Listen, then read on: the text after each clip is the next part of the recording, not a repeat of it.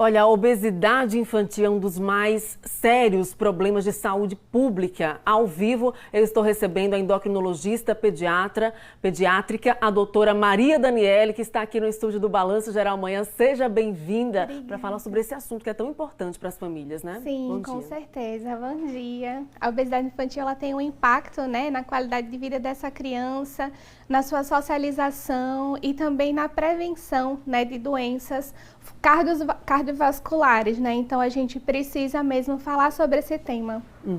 Lembrando que a partir de agora você pode enviar a sua pergunta pelo Zap do BG. Se você tem uma criança que está com sobrepeso ou se você desconfia que ela esteja com obesidade, você que conhece alguém que precisa de ajuda, envie o seu questionamento. Lembra de dizer seu nome completo, a cidade, bairro onde você mora. Vamos à primeira pergunta, então? Aqui a doutora aqui com a gente, José Carlos, está ligadinho com a gente em Propriar. Por que o combate à obesidade infantil deve envolver família, escola e toda a sociedade, doutora? Então, a obesidade infantil, né, ela envolve vários fatores, né? Fator social, fator midiático, né? Então envolve fator familiar e escolar.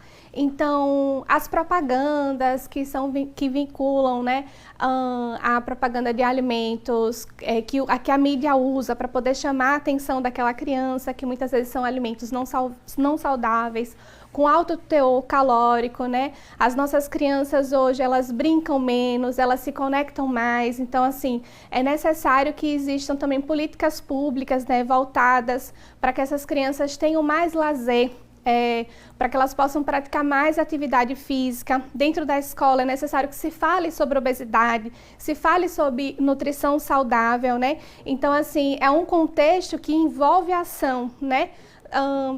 De políticas públicas, questão escolar, dentro da família, né, o cuidado dos pais, a atenção para o cuidado com essas crianças também. Consciência alimentar, né? Um desafio é transferir todo esse conhecimento para eles que são tão pequenos e que muitas vezes gostam de sentir aquele sabor do açúcar, tão presentes em biscoitos, nos produtos industrializados. Mas é importante demais essa consciência alimentar. Vamos à próxima pergunta. Maria Helena Souza, ligadinha em Diaroba. Além da alimentação inadequada, doutor, o que mais causa a obesidade infantil? Então, a obesidade infantil, né, ela é uma doença multifatorial. A gente ainda não sabe que ponto algumas alterações genéticas possam predispor uma criança até a obesidade infantil. Lembrando que na população infantil, a gente tem um bom percentual de obesidade exógena, ou seja, aquela obesidade que realmente está relacionada mais com a alimentação, né, com os erros alimentares externos, mas que a gente sabe que tem também envolvimento da má prática, né, de atividade física, ou seja, o sedentarismo, ele influencia muito. Algumas questões, às vezes, psicológicas também associadas, elas podem influenciar. Então, a gente tem que buscar investigar na dinâmica daquela casa, daquela criança, se tem algum problema social também que está interferindo naquela ansiedade também pode provocar a necessidade de comer mais. E depois gerar outro problema na interação daquela criança. Então, assim, é multifatorial, né? Questão genética, ambiental, exposição ambiental. E a gente precisa realmente investigar e tentar cuidar e tratar com cuidado dessas causas. Vamos a mais perguntas aqui no quadro Fala, Doutor. Luana dos Santos, ligadinho em Itabi, no sertão do estado. Bom dia para todo o povo sertanejo ligadinho aqui na TV Atalaia. Em quais circunstâncias a criança é considerada obesa e o que a diferencia? O que diferencia a obesidade do sobrepeso? Então, a obesidade ela está relacionada, né, com ganho calórico. A criança ela ganha mais e ela gasta bem pouco. Então, a linha é um pouco tênue entre sobrepeso e obesidade. É mais comum a gente usar no adulto o IMC, né, que é o peso dividido pelo metro quadrado, né, metro quadrado da altura. Só que a gente usa esse IMC e a gente traz para uma escala que é da pediatria. A gente usa tanto o percentil como o Z-score. Então, um Z-score, né, que é diferenciado para crianças abaixo de 5 anos e entre 5 e 19 anos. Então, em termos de percentil, um percentil já acima do percentil 85, para uma criança abaixo de 5 anos seria um risco de sobrepeso. Para aquela criança acima de 5 anos, ela já traz o diagnóstico de sobrepeso. Então, alguns critérios mudam, isso também é validado pelo sexo e pela idade da criança e pelo gênero, que é diferente de adulto. Então, criança existe sim uma diferenciação. E toda vez que a gente diagnostica a obesidade na criança ou vê o sobrepeso, é como se fosse uma luz, né, piscando, de que a gente tem que ter uma intervenção. Então, a gente tem que falar sobre isso. Às vezes eu recebo no consultório pacientes que vão lá por outro motivo ou que acham que uma alteração apenas no exame de sangue é que está relacionada com uma doença específica. Aí eu vejo, mãe, eu tô vendo que ele tá um pouquinho acima do peso. Ela disse, doutora, é verdade. Então, às vezes os pais esquecem de ter esse olhar da criança e perceber, nossa, meu filho tá sobrepeso, tem obesidade e tem que intervir. Tem que intervir, né? Vamos a mais perguntas aqui. Quadro Fala Doutor. Priscila Cardoso, ligadinha em Nossa Senhora das Dores. O que a obesidade interfere na vida da criança a longo prazo? Então, a obesidade, ela já traz algumas mudanças, né? Ela é como se ela trouxesse para a criança um estado inflamatório contínuo. Nesse estado inflamatório contínuo, os principais riscos seriam doenças cardiovasculares no futuro. Então, nossas crianças que são obesas na infância ou obesas na adolescência têm sim uma alta taxa de probabilidade de serem adultos obesos, né? Então, assim, problema de hipertensão arterial, de dislipidemia, né, que é alteração no colesterol, síndrome metabólica, né, que envolve alteração desde a glicemia, o açúcar, a questão da obesidade em si, né, dos triglicerídeos. Então, a criança tem um risco maior, né, de desenvolver até síndrome do ovário policístico, né, voltado para as meninas, que também é alteração metabólica. A apneia obstrutiva do sono, a dificuldade, como se a criança tivesse dificuldade no momento do sono e parasse, além de doenças ortopédicas. Então, assim, realmente, diabetes, infarto, risco de infarto na vida adulta, de AVC, realmente é algo a se pensar. E o curioso é que, às vezes, as pessoas não veem a obesidade como uma doença. Às vezes não encaram como se fosse algo que você precisasse de cuidados. Exatamente. Tem constrangimento de chamar a atenção do filho, de chamar a atenção da filha em relação à alimentação, não quer constranger a criança ou até mesmo não quer desagradar a criança. E aí é um problema porque, de fato, os pais e mães devem encarar a situação como uma doença e como toda doença deve ser tratada. Agora, tem uma pergunta que chega aqui no Zap Zap do BG em relação ao seguinte: uma criança é diagnosticada com obesidade infantil, mas todos os exames clínicos apresentam normalidade. Ainda assim, é sinal de preocupação? Sim, sim. E não é tão incomum também. A gente pode ter uma criança que você não vê triglicerídeo alterado, às vezes não vê a glicemia, mas ela está com obesidade, né, clinicamente diagnosticada. Então, assim, é questão de tempo. É motivo de preocupação, né? É motivo de preocupação. Então, é questão de tempo de você ter alteração, né, desses exames e disso já trazer um estado inflamatório para a criança. Então, assim, é preciso sim incentivar boas práticas na alimentação saudável.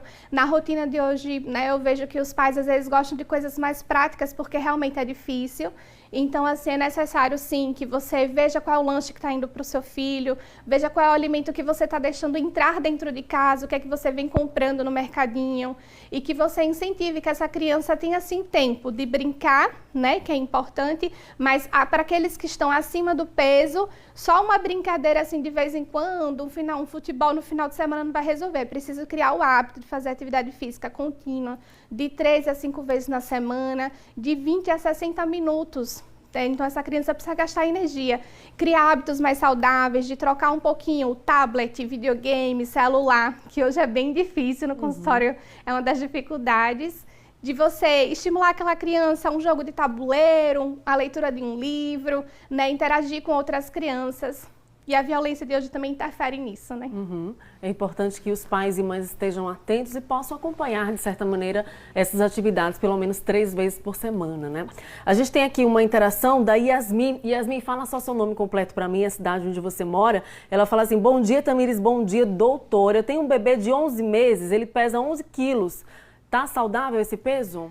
Olha, idealmente a gente sempre coloca num gráfico, né? E a gente sempre acompanha a curvinha da criança para ver se ele ganhou um peso excessivo ou não. Idealmente, próximo de 1 ano, as crianças chegam perto de 10 quilos, né? Mas aí, para poder afirmar se estaria, no caso dela, acima do peso, acredito que não totalmente, talvez passando um pouquinho. Abaixo de 2 anos, a classificação é um pouco difícil para obesidade. A gente usa um percentil assim, acima de 95, então a gente é, digamos assim, menos conservador, menos incisivo em relação a isso. Então, tem que acompanhar sim com o pediatra, né, para poder ver como é que está a curva de crescimento e desenvolvimento dessa criança e fazer talvez alguma orientação em relação à alimentação, ver como é que foi a transição dessa criança em relação às papinhas, às frutinhas, né? Mas acredito que não, mas é importante a gente ver na tabelinha do desenvolvimento. Olha, o Dom Damião está ligadinho com a gente no Porto Dantas, aqui na capital, e ele fala assim, muito bom esse tema da saúde sobre obesidade infantil. E aí ele toca em um ponto interessante, ele comenta sobre o bullying nas escolas e relata que a criança sofre muito com apelidos e brincadeiras de mau gosto. Qual a orientação para os pais que têm crianças vítimas de bullying na escola por causa da obesidade? Eu costumo dizer que as crianças, às vezes, elas podem ser mais cruéis do que, às vezes, até o próprio adulto. É um período que a criança está socializando, né? Então, eu acho que a melhor forma de falar sobre isso é um tema que é trazido pela própria escola. A escola abordar sobre o bullying, sobre você respeitar, né, aquela mudança do corpo do outro. Então, desde uma criança muito magrinha até uma criança muito cheinha, ela vai sofrer dentro da escola pelos próprios coleguinhas. Criar um fortalecimento psicológico nessa criança e ajudar essa criança, acolher essa criança e, por que não, acompanhamento psicológico, né? Muitas crianças no tratamento da obesidade, elas necessitam de uma equipe multidisciplinar, elas necessitam de um psicólogo porque isso mexe muito na autoestima deles, né? Você está acima do peso, você é visto fora de um padrão.